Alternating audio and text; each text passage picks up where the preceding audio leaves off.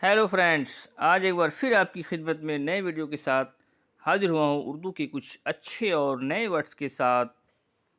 Please like करें और अगर आपने चैनल को सब्सक्राइब नहीं किया है तो सब्सक्राइब भी कर लें, साथ साथ नोटिफिकेशन के बटन को भी प्रेस कर लें।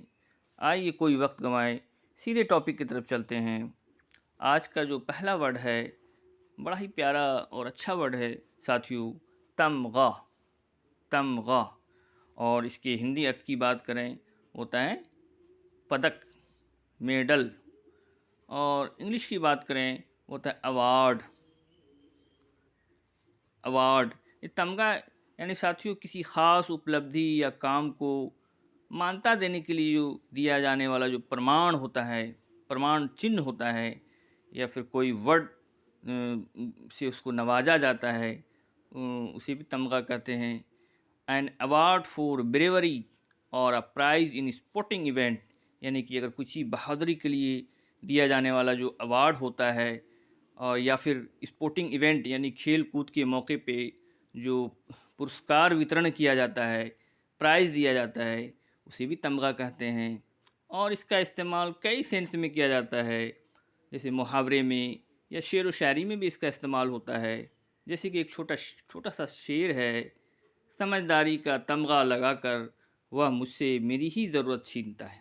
यानी हमें ठप्पा लगा दिया कि आप समझदार हो, आप तो बहुत होशियार हो, उसके बाद जो हमारी जो नीड है, हमारी जो ज़रूरत है, उसे ही वो छीनता है। इस तरह से भी इसका इस्तेमाल खूब होता है। उसके बाद जो साथियों आज का जो नेक्स्ट वर्ड है वो भी बड़ा अच्छा वर्ड है, खिरामा।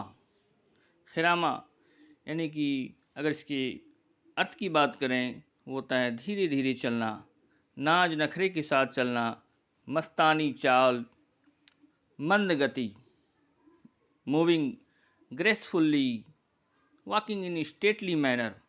अगर इंग्लिश की बात करें और सेंटेंस की बात करें तो हमारे जो उस्ताद हैं वो खिरामा खिरामा चले आ रहे हैं, मतलब धीरे धीरे हल्की फुल्की चाल से वो चले आ रहे हैं। इस तरह बहुत सी सारे सेंटेंस हम बना सकते हैं। उसके बाद जो साथियों आज का जो नेक्स्ट वर्ड है दिफा। दिफा।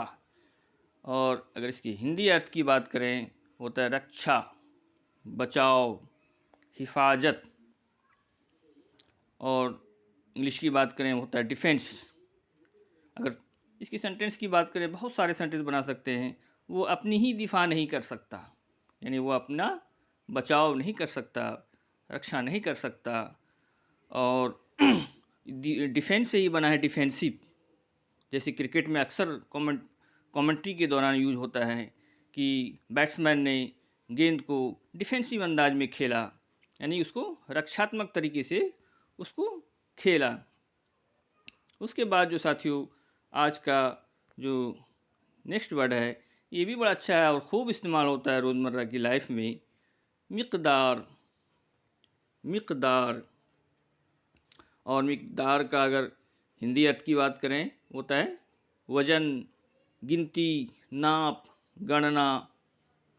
और इंग्लिश की बात करें होता है अमाउंट, क्वांटिटी, वॉल्यूम।